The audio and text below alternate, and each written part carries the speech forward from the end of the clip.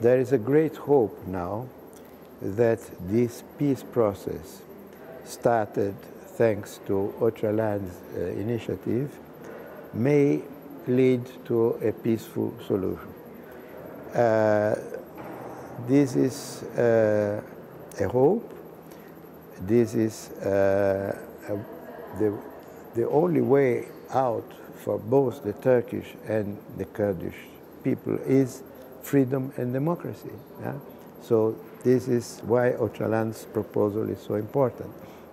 And my hope is that this will very soon lead to the liberation of all political prisoners, starting with Öcalan, of course, but also Salahuddin Denktash, etc.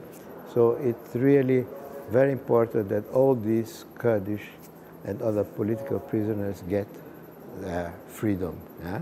So I hope the peace process will lead to this very soon. I think if this democratic process leads to a solution which, in Turkey, which guarantees the democratic rights of the Kurdish people, this would be a very important step towards the future integration of Turkey into Europe. Yeah? There would be no reason for Europe not accepting the integration. Yeah?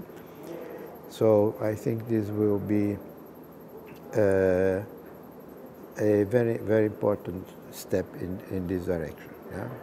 But of course, the European Union is not an ideal structure. It has many shortcomings. Yeah?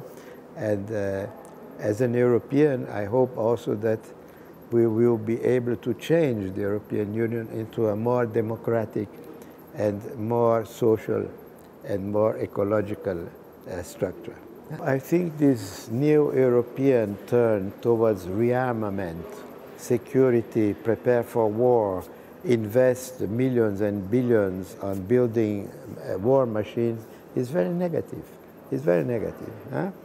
I think this will have as a consequences that democratic rights, ecology, social service, health, education, everything will be marginalized, and the whole resources and economic power of Europe will be channeled towards armament and preparing for war. I think this is a very negative development, and I hope that the people in Europe will start resisting against this war hysteria and these war preparations and these huge investments in armament. Yeah? We don't need this.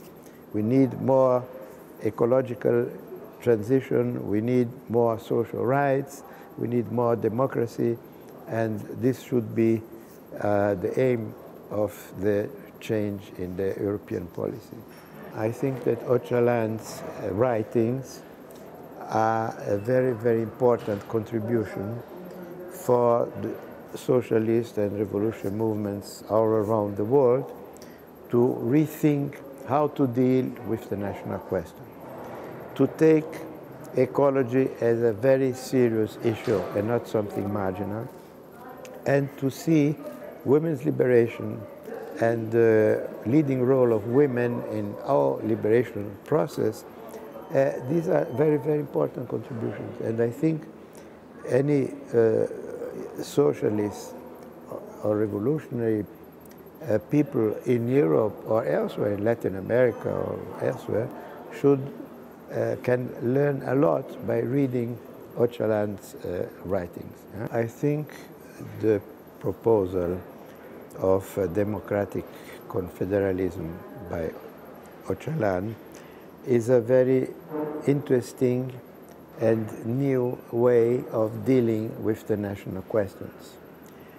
Of course, it was inspired by writings of people like Murray Bookchin and others, but it's a new proposal. It's an original proposal which tries to avoid the dangers of the authoritarian, centralized state, nation state, which we had so many experiences in the 20th century with negative consequences.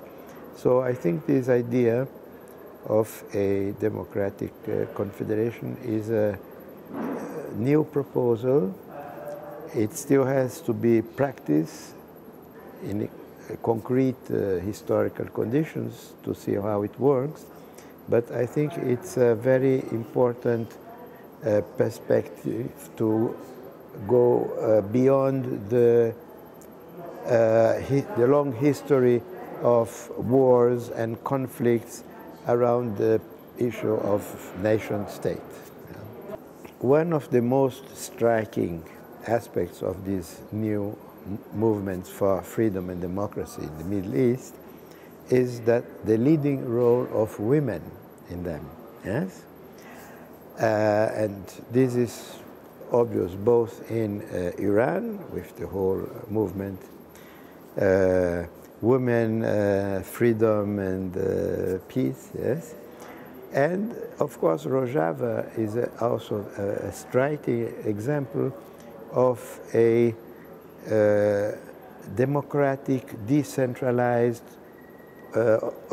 political organization where women have a very, very central role, yeah? Where women are achieved an equal status with men. And this is a unique experience. There is no, I don't think there is any other equivalent. Perhaps the Zapatista Chiapas movement in Mexico, yes? But this experience of Rojava is really in the vanguard of showing how women deserve to be the leaders of the movement for freedom and how they should have the same rights as men, yeah? So I think these are very, very important experiences, and I hope there will be more like those, yeah? But the Kurdish movement, both in Syria, Turkey, and everywhere, has been perhaps the most democratic, the most libertarian, the most radical of the national liberation movements in the Middle East. Was influenced, among others, by Murray Bookchin, who was a social ecologist, a very radical ecologist. And so I think ecology has been since the beginning at the heart of the Rojava project. Of course, they have very difficult conditions and they are not able to implement a full ecological program. But there have been attempts to develop an ecological transition in Rojava, and I think it is central in their view of what should be the future of Rojava, the ecological transition. So I think this is very positive, and I think other nations should take this as an example, as a positive example.